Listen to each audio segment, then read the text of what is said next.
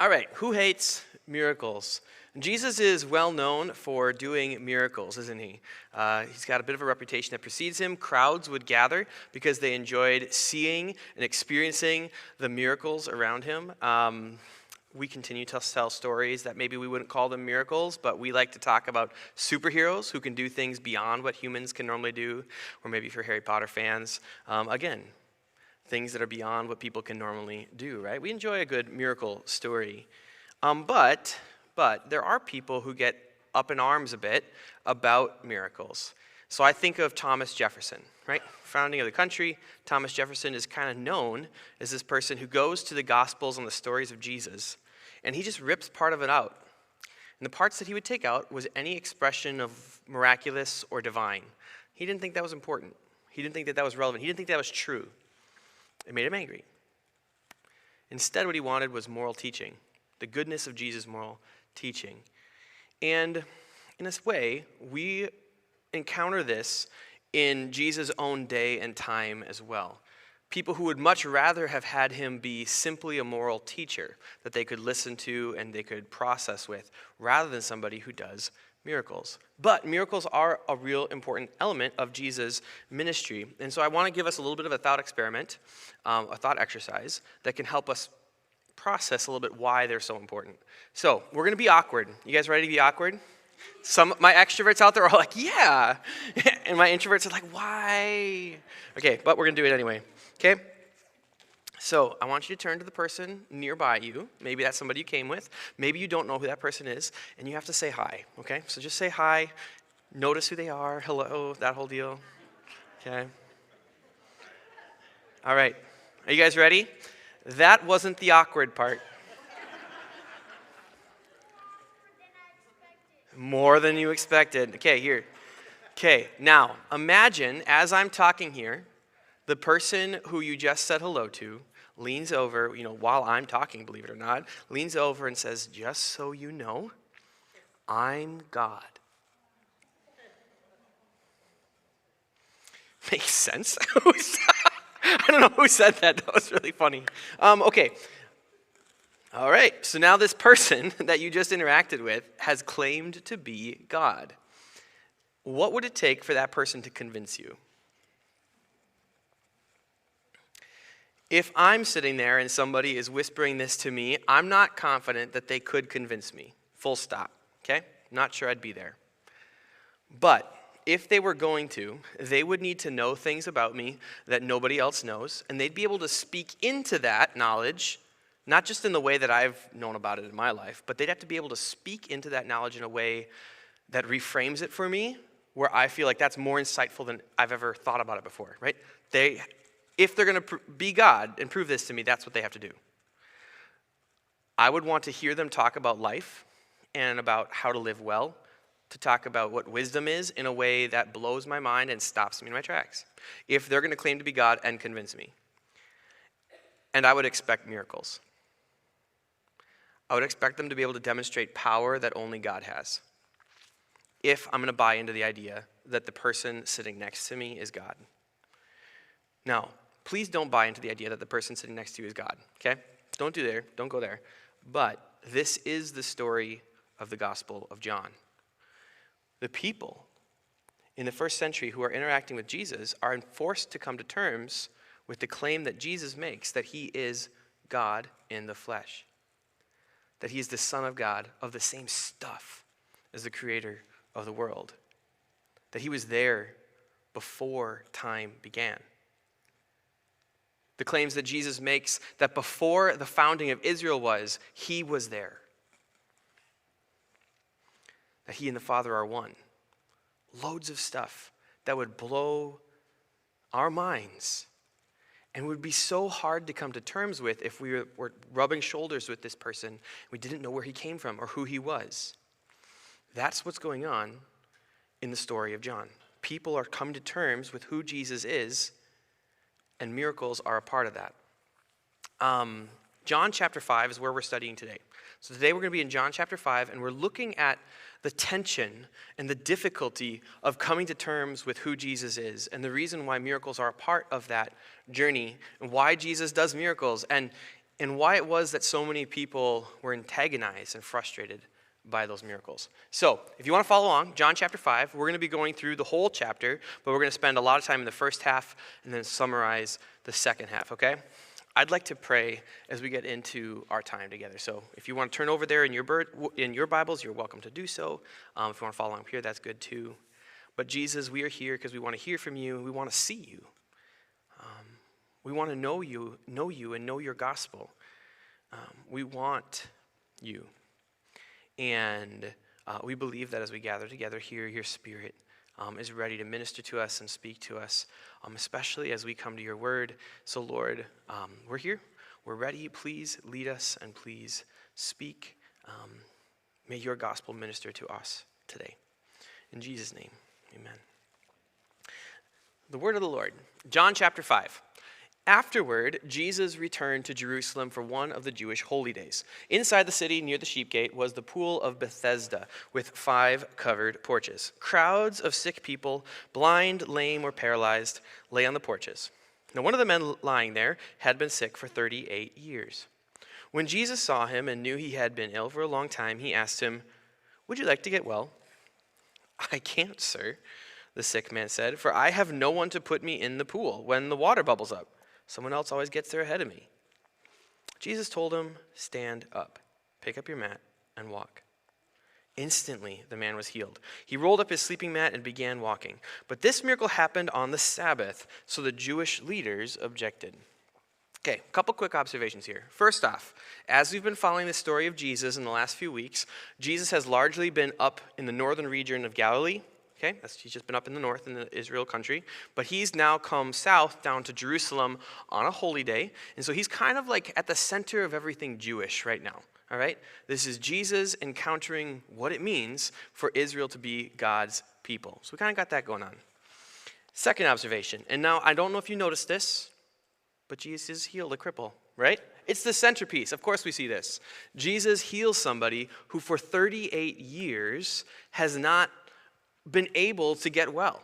That's almost 4 decades. Now that's important because we know for sure this guy's not a plant, right? It's not like this guy showed up from the northern regions of Galilee a few days before Jesus and he's moaning and groaning and stuff and getting a lot of attention, and then Jesus comes by and he's like, "You're healed," and he's healed.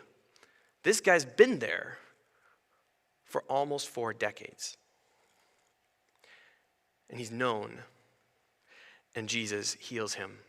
He's been waiting in this place, which I'm not going to get into it, but essentially there's like this superstitious belief that this water heals people.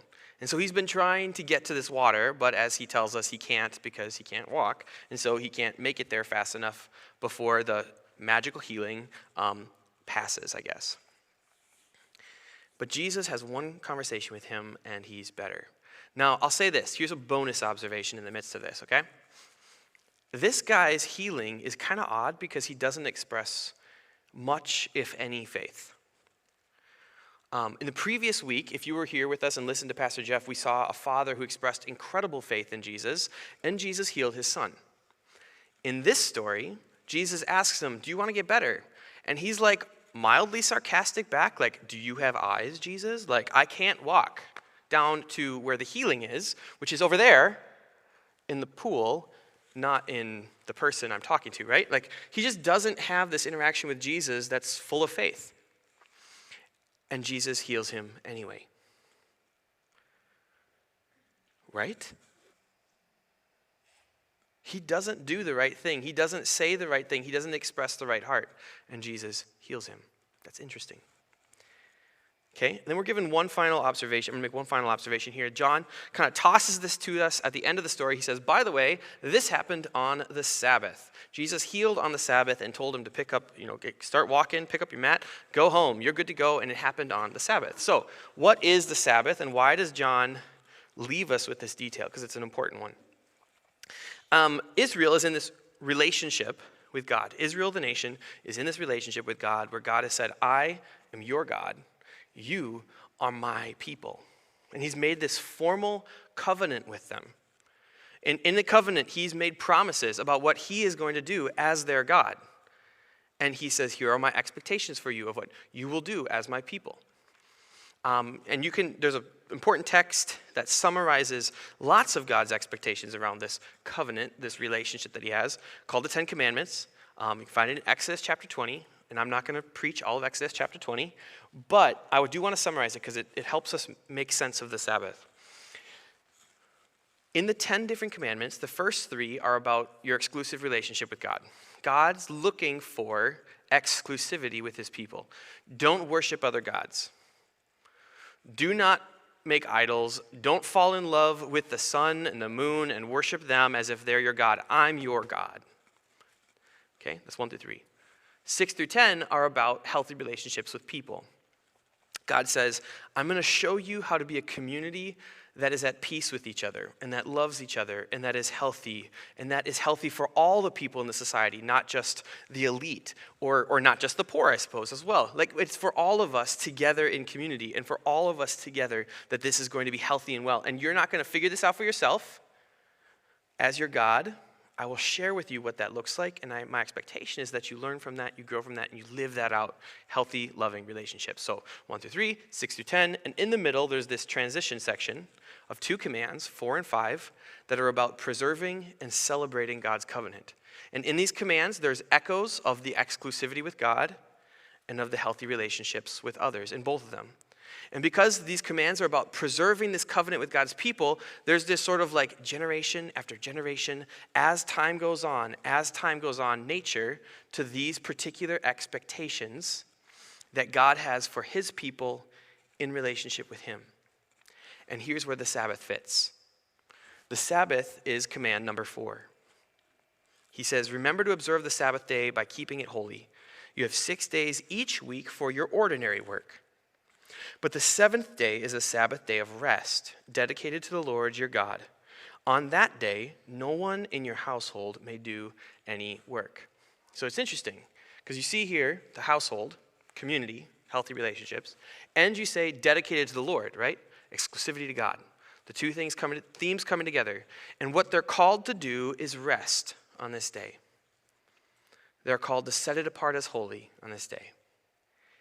And here's how I organize it in my head. Have you guys ever been, I'm sure you guys have been to a wedding. I'm sure you guys have been to a wedding. Just recently, right? Calling you out. All right.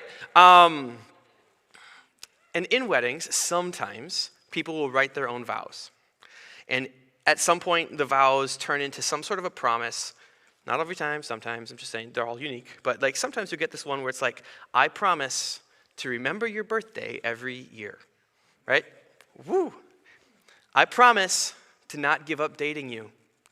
We're going to keep dating year after year and month after month. I promise, essentially, I'm not going to forget about the importance of who you are to me. And I will regularly and repeatedly keep our relationship alive. And that's how I see the Sabbath fitting into God's covenant with his people. On a regular basis, you will come to the end of your work week and you will pause and remember, you are God's people. You don't work for this. You're his, and he loves you, and he cares for you, and he provides for you. And so you pause and remember that. And you don't hold something over other people around you, but this is a great moment for you to pause all of your contract sort of relationships with the people around you and just feast and enjoy life and enjoy the world, worship together, rest together. Can you imagine, to those folks who've been married for a little while, if you, on a weekly basis, took a day aside to just spend with your spouse, and that was your commitment for decades? What would that do to your relationship? It would certainly make it a priority. And that's what's happening here. The expectation is that the Sabbath would be an ongoing day of rest and worship that keeps this covenant relationship with God alive for Israel. It's a beautiful, wonderful thing, and this is the day that Jesus chooses to do a healing. This miracle happened on the Sabbath, so the Jewish leaders objected. They said to the man who was cured, "You can't work on the Sabbath. The law doesn't allow you to carry that sleeping mat." But he replied, "The man who healed me told me to pick up your mat and walk." "Who would say such a thing as that?" they demanded. Can you imagine the steam coming out of their ears? Just like, ah! Anyway, sorry. That's how I imagine them saying this. The man didn't know, for Jesus had disappeared into the crowd. But afterward, Jesus found him in the temple and told him, "Now you are well, so stop sinning, or something even worse may happen to you." Then the man went and told the Jewish leaders that it was Jesus who had healed him. So the Jewish leaders began harassing Jesus for breaking the Sabbath rules. But Jesus replied, "My Father is always working, and so am I." So the Jewish leaders tried all the harder to find a way to kill him, for he not only broke the Sabbath, he called God his Father, thereby making himself equal with God. Who hates miracles? I think people who understand that the miracles are saying something. Sometimes these people, if they don't like what the miracle is saying, hate the miracle. Okay? So the Jewish leaders fixate on rule breaking. And this feels like a weird move, you know? It feels like somebody's out of whack with their priorities. Because I'm saying, like, if it's a Saturday and I find somebody who hasn't been able to walk for as long as I've known them, and they're walking, carrying a purse or carrying something, I'm not freaking out about them carrying something, even if I live under the Sabbath, right? Like, I'm like, you're walking. How are you walking? And yet, that is not where the attention of the leaders goes. They fixate on the rule breaking. That's wild. Why? Why is this so important? Let me read to you a different text. This is from earlier on in Israel's relationship, okay? So this is hundreds of years, I believe, before Jesus, but certainly far after the covenant between God and his people has been made. "If you obey me, says the Lord, and do not carry on your trade at the gates or work on the Sabbath day, and if you keep it holy, then kings and their officials will go in and out of these gates forever. There will always be a descendant of David sitting on the throne here in Jerusalem. And if on the Sabbath day you bring loads of merchandise through the gates of Jerusalem, just as on other days, then I will set fire to these gates. The fire will spread to the palaces, and no one will be able to put out the roaring flames." So this is earlier in their relationship. And essentially what happens in the covenant between God and Israel is Israel doesn't hold up their side. They do not stay exclusive with him as their one and only God. And they do not honor all the members of their society with a sort of peaceful, loving, healthy relationship. Just like every other nation or culture in the world, they take advantage of some people, and some people profit from that. And they do not care about the middle ones, pass it on to the next generation. They do not care about the preservation of the relationship and the priority of the Sabbath, the other holy days that God set aside for them to be in relationship with him. And so the judgment fell. The city is sacked. Jerusalem is taken, and the people go into an exile where they are underneath God's judgment through foreign powers. Fast forward a bit, there is restoration, there is forgiveness. The people come back home, they're in the land again, and yet there's this hanging trauma about what they have experienced as a nation now. We have gone through God's judgment. How can we avoid that? How can we make sure that never happens again? What did we do wrong? And so the way they landed on making sense of this and trying to continue their relationship with God and trying to stay in his good graces was by extremely practical and additional rule keeping. Something like this. So God says, don't work on his Sabbath. Apparently we worked on the Sabbath and made him so mad that he kicked us out of the land. Don't want to do that again. Okay, so what does it mean to work? What does it mean to not work? Okay, something about carrying things through gates. Carrying things is one of the ways that God has given us to work, so we are not going to carry things on the Sabbath. But we might need to carry things from the kitchen to the table in order to eat the meal. Okay, so that must not be work. Instead, if you carry something across a threshold, like across a gate, there we go, that's work. If you're carrying your sleeping mat through the city, that's work. And do you see how they just got real particular? Now, nowhere in there is there a command that you will find from God where he says, carrying your sleeping mat is breaking the Sabbath. This is an interpretation and a layer added on top, on top, on top of what God said. My heart for you is that you rest one day a week. That is how you honor this. And to interpret that, they said, well, we need to just parse this out to the nth degree. Why? To prevent judgment. Because they've experienced the judgment of God. And they're terrified of it. I mean, I'm not saying this is the right thing to do, but I can at least empathize with the fear here.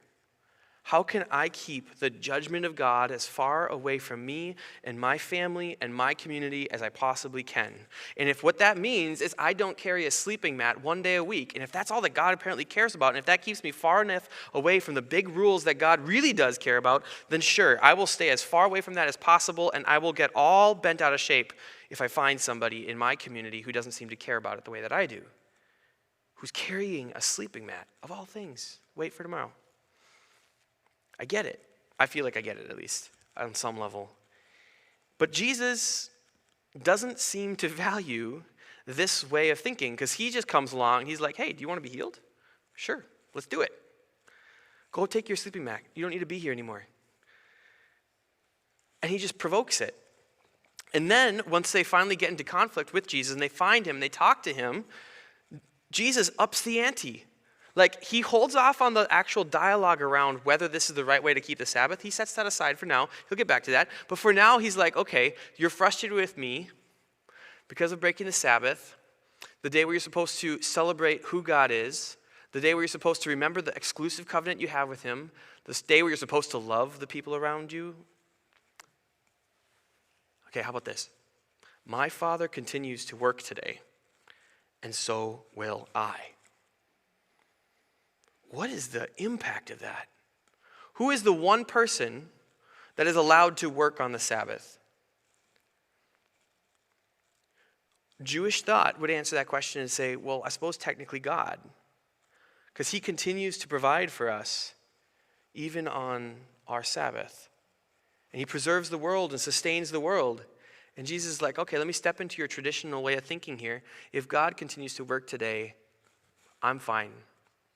I claim a right to join him in working today on the day when you all, he doesn't associate with them, when you all are required to rest. But I can keep working.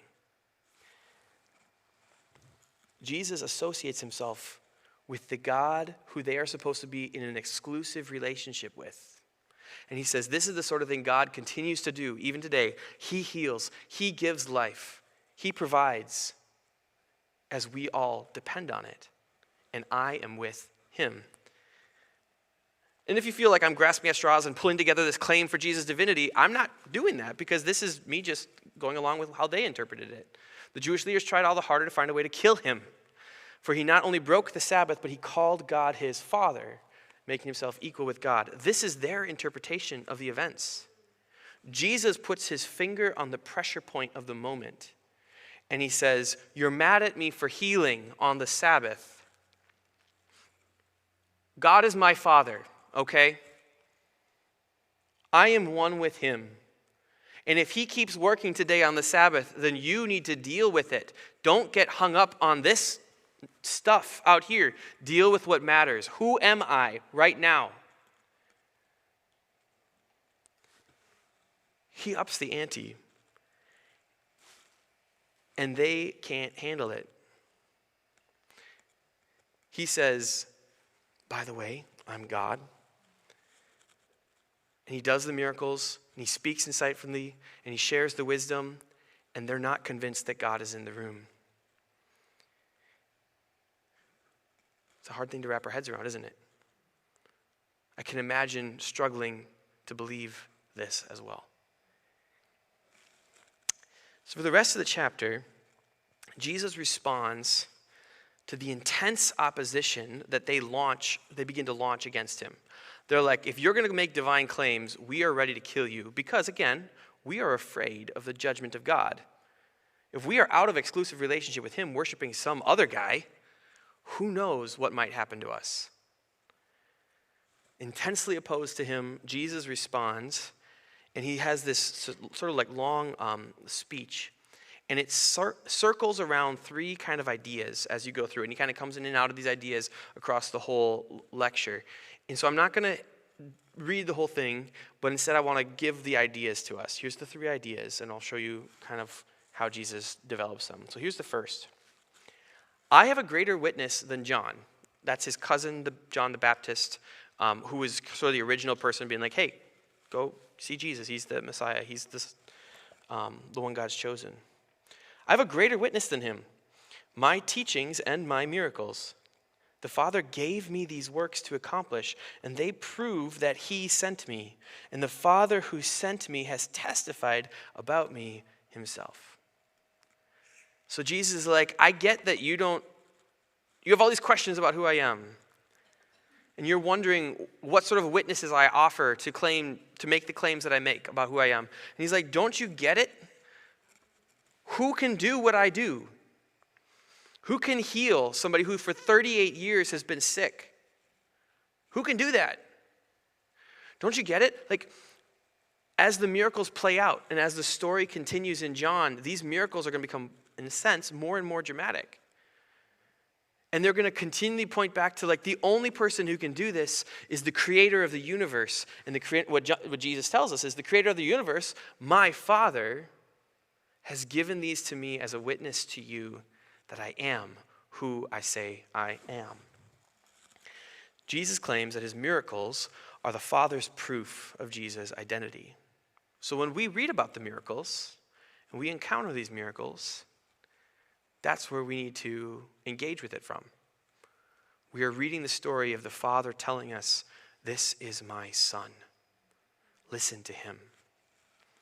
Okay, we keep going. Jesus continues to talk about these works. I assure you that the time is coming, indeed it's here now, when the dead will hear my voice, the voice of the Son of God, and those who listen will live. The Father has life in himself, and he has granted that same life-giving power to his Son. So Jesus sort of takes his miracles, and across this sort of lecture that he does, he's like, here's what's happening. You're seeing me do miracles that push back the darkness, that push back death itself. And people who are dead and who are dying in sin, who are dying in this decaying, cursed world, who can't get away from the aging process, who end up being crippled and lame for no apparent reason or for specific reasons, doesn't matter. He says, don't you see this world is dying? Who has the life that this world needs? I do. That's what my miracles are about. I have the life that this world needs. Are you going to come and get it? Or are you going to judge me and push me away? By the way, this life is not my own to give, but the Father, the creator of the world, the one who called Israel into existence and gave Israel life, he's the one who has given it to me. And it is the same life that he gives or that I give. That's what my miracles are about. And so as the miracles continue in this kind of first half of John's book, in his story of Jesus, he's giving all these curated miracles that keep increasing tension and drama and conflict, and they keep pushing this question in front of us. What is this power that Jesus has until Jesus is standing in John, I think it's chapter 11, in front of a grave, and the grave is not empty, it's full. There's somebody in there who's dead. And Jesus goes toe-to-toe with death. And the question is, what sort of power does Jesus have? Jesus says, I have life-giving power. That's what all of my miracles are about, showing you this. In addition, the Father judges no one. Instead, he has given the Son absolute authority to judge so that everyone will honor the Son just as they honor the Father. Will honor the Son in the same way they honor the Father. Will honor the Son to the same extent as they honor the Father. Will honor the Son the way they honor the Father.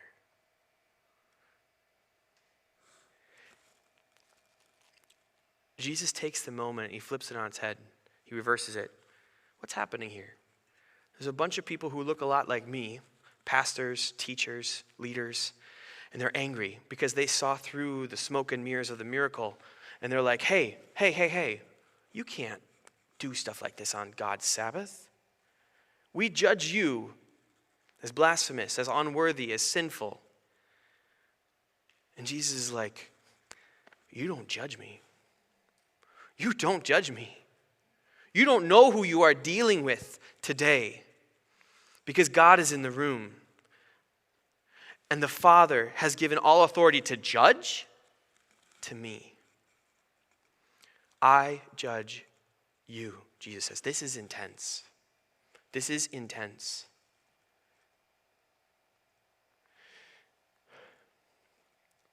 And then here's what I'm going to judge you against. Are you treating me the way that you treat the Father? Do you show me the respect that you show your God? Because that is who I am, and that is what I deserve, and that is what your God has given to me. If God is in the room and I'm having this conversation with him, I'm stressed out, honestly. But also, would I expect anything else from God, the creator of the universe, being in the room with me as I critique his ministry of love for other people?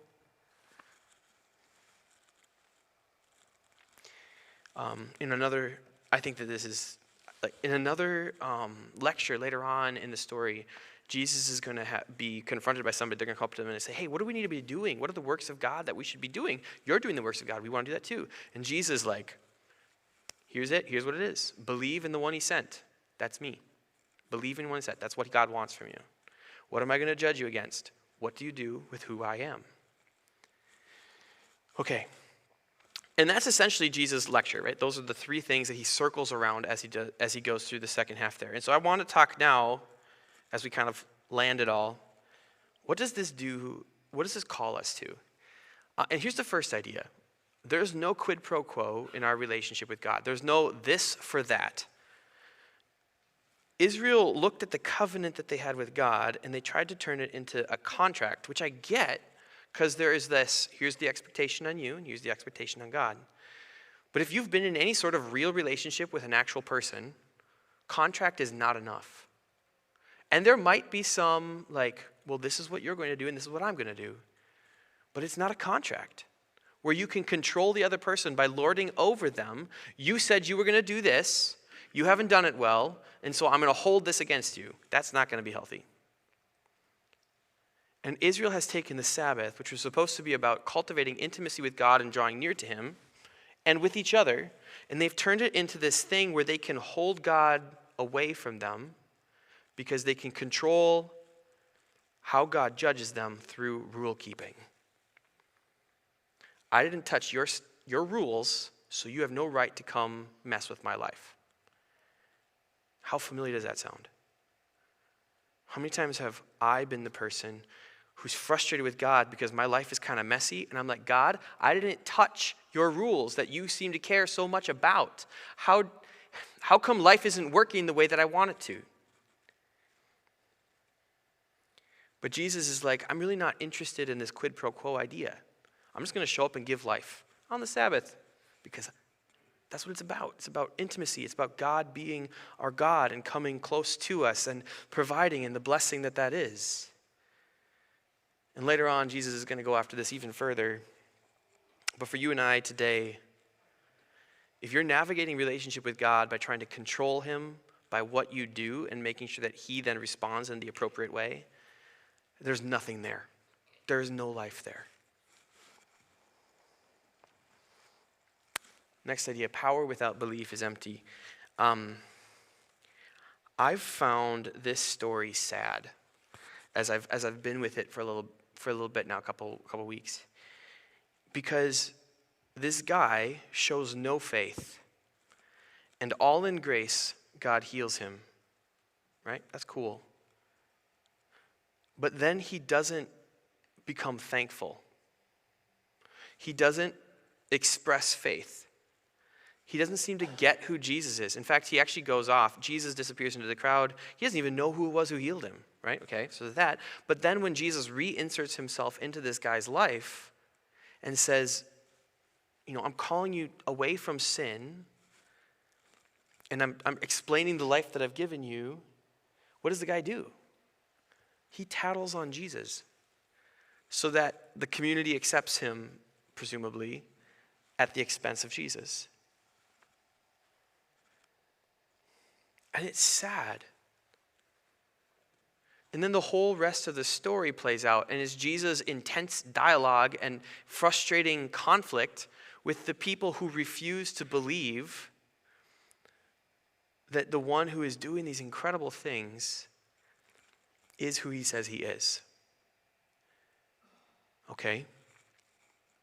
So how many times, again, in our lives or in my life, do I come to God and I'm like, there is so much I want from you, but I don't want intimacy with you, right? Like, I'm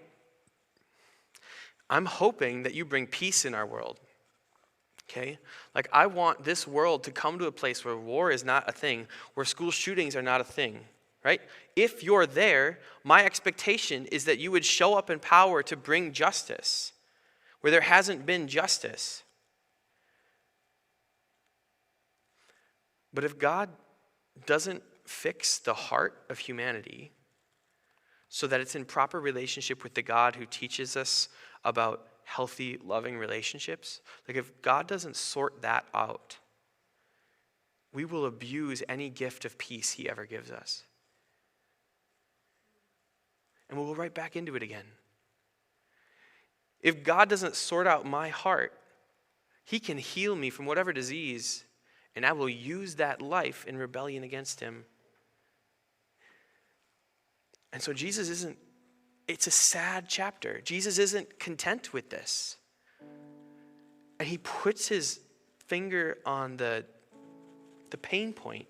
And he says, you're going to have to deal with who I am and your rebellion against me and your rebellion against God if we're going to ever experience what real life is and what real healing is.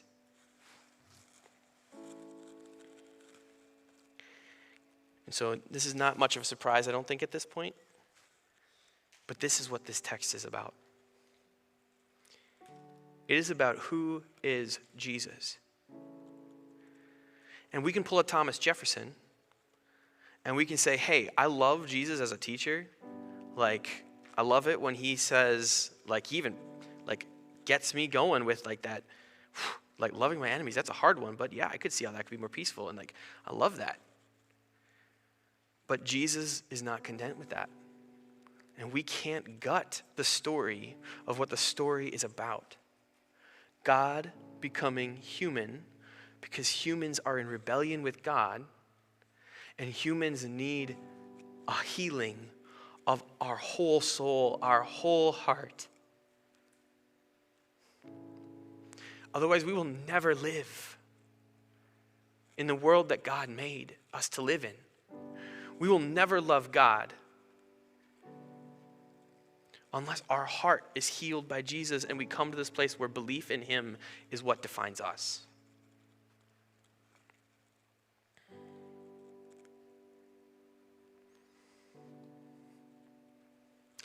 So that's the question, right? Who do you think that Jesus is? You could come today and think that he is this guy who lived 2,000 years ago, kicked off Christianity, and he is your insurance for hell. You know, that's a thought about who Jesus is. You could think that he is the judge in the sky who's going to lord all your stuff against you. And so just keep him at a distance. Or we can continue the story and we can see that Jesus is God in the flesh who came to this world, and he is gentle with those who are broken. He is stern with those who try to patronize him. He holds the power over creation.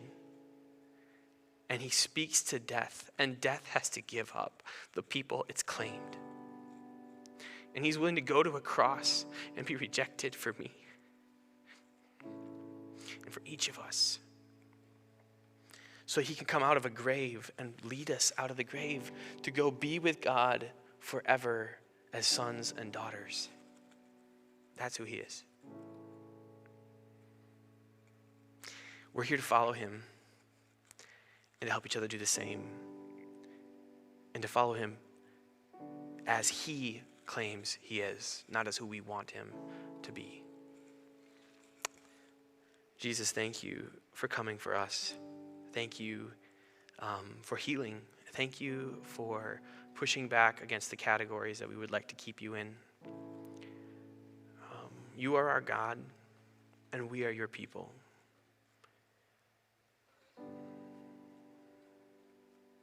And we rest in that.